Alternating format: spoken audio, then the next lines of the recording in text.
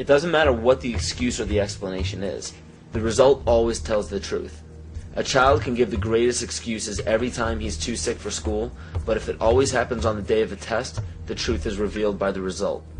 The major media outlets can give every explanation in the book as to why war is declared, assassinations happen, and terrorist events take place, but if they all end up in the expansion of government and the destruction of constitutional freedoms, the truth is revealed by the result.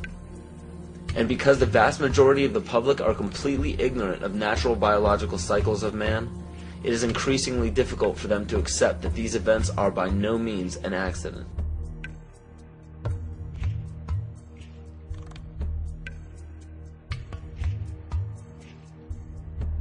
In my rolling on the floor and trying to protect myself from the heat and being in the pitch black, not able to see, that the voices of those behind me screaming kind of got through to me.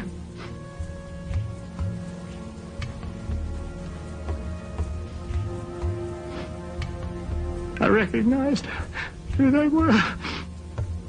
Could identify the voices. Are they just coming to kill me? No. No. Nobody's coming.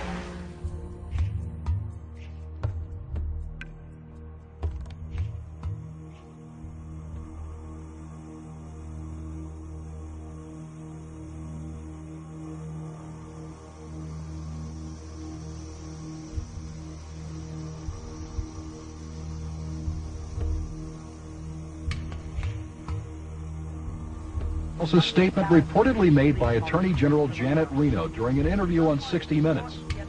She allegedly defined a cultist as one who has a strong belief in the Bible and the second coming of Christ, who frequently attends Bible studies, who has a high level of financial giving to a Christian cause, who homeschools their children, who has accumulated survival foods, and has a strong belief in the Second Amendment, and who distrusts government.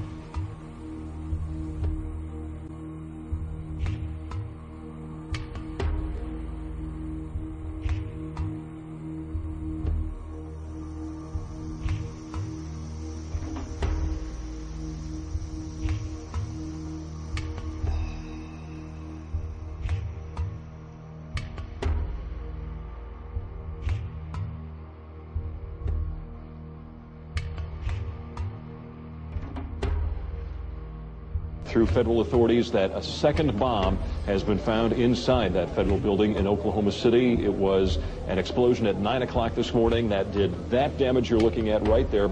I just took a look down the street at the Morrow building again. I see another bomb truck going, so apparently they're going to try to get out that third bomb that's been talked about.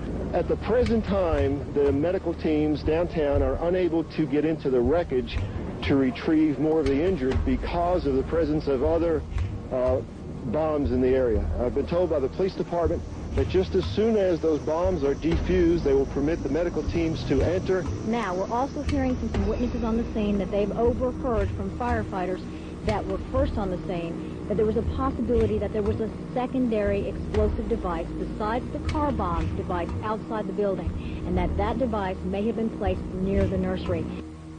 Also, we're getting word now that President Clinton is sending anti-terrorism units down here to look over the situation to find out exactly what went on and what other danger may be out there in Oklahoma City. That's something we need to think about, unfortunately, this time, because, as we've told you, 2 other explosive devices were found that were not detonated, and they were larger than the first. The reports I have is that one device was deactivated. Apparently there's another device, and obviously whatever did the damage to the Murrah building was a tremendous, very sophisticated explosive device. So President Clinton just called Governor Frank Keating, and he says that 3 FBI anti-terrorist teams are en route to Oklahoma City. Right now, they are saying that this is the work of a sophisticated group. This is a very sophisticated device, and it has to have been done by an explosives expert, obviously with this type of explosion. The Justice Department is reporting that a second explosive device has been found in the AP Murrah building in downtown Oklahoma City. We should find out an awful lot when the bombs are taken apart. I think it was a great stroke of luck. As you're mentioning, it's hard to talk about luck on a day like today in Oklahoma City, but it was a great stroke of luck that we actually have got diffused bombs. It's through the bomb material that we will be able to track down who committed this atrocity. First bomb that was in the federal building did go off. It did the damage that you see right there. The second explosive was found and diffused.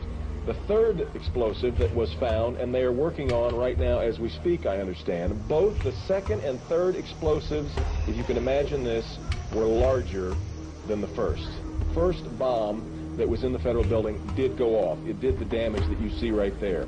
First bomb that was in the federal building did go off. It did the damage that you see right there. Still another problem, according to these groups, is the executive branch making a grab for much more police power, some of it highly questionable in the aftermath of the Oklahoma City bombing. It shouldn't be the case that Americans have to worry that their phone could be tapped. It shouldn't be the case that Americans have to worry that their credit records could be made accessible by the FBI without them being involved in any criminal activity. The first draft of the House anti-terrorism bill was so loose it could let authorities define as an act of terrorism, prosecutable by the federal government, everything from threatening your spouse with a gun to blocking an abortion clinic. While the anti-terrorism bills ask for sweeping new powers, the ACLU and others also worry about numerous executive orders that the public knows little about. These orders could give the president, federal agencies, and the military near dictatorial powers.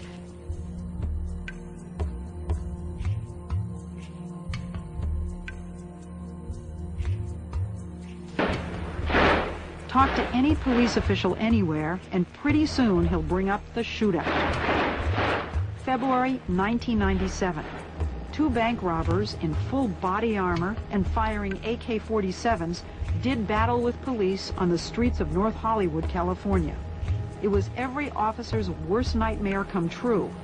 Cops outgunned by the bad guys. The one weapon that we've identified can go through a bulletproof vest at 200 yards. After the LA shootout, requests for surplus machine guns increased dramatically.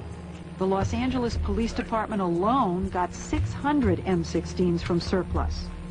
Nationwide, the number given away more than doubled this year. And many departments decided to issue them to regular patrol officers on daily duty, all because of one shootout in one city.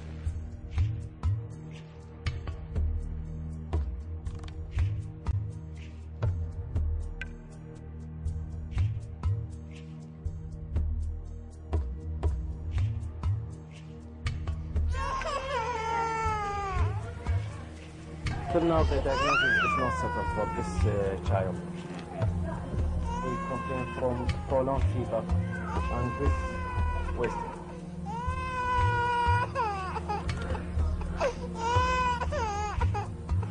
We have heard that 500,000 children have died.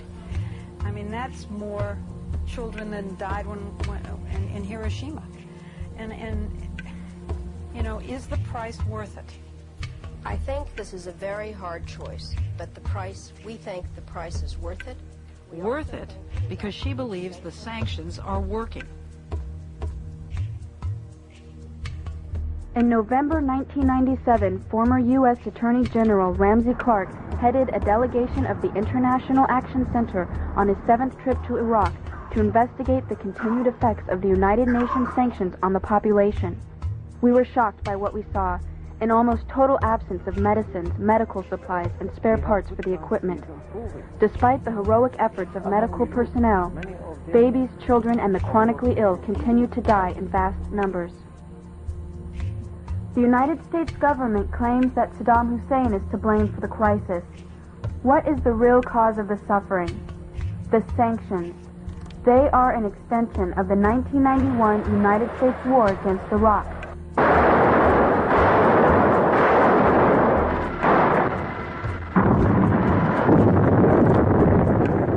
The goal was to cripple Iraq's infrastructure and make civilian life unsustainable.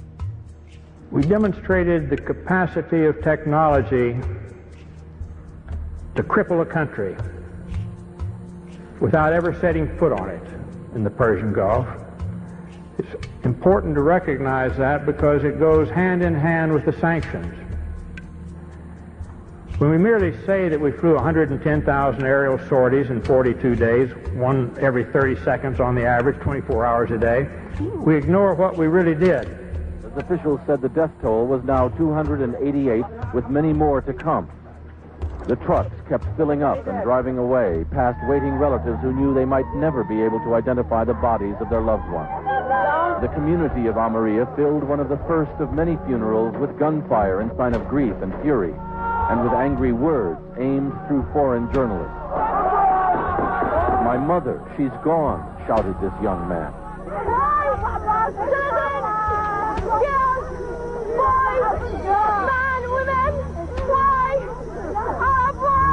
This woman asked, "Could not all your modern technology tell you that there were children and women here?" Bill Blakemore, ABC News, in the Almeria district of Baghdad.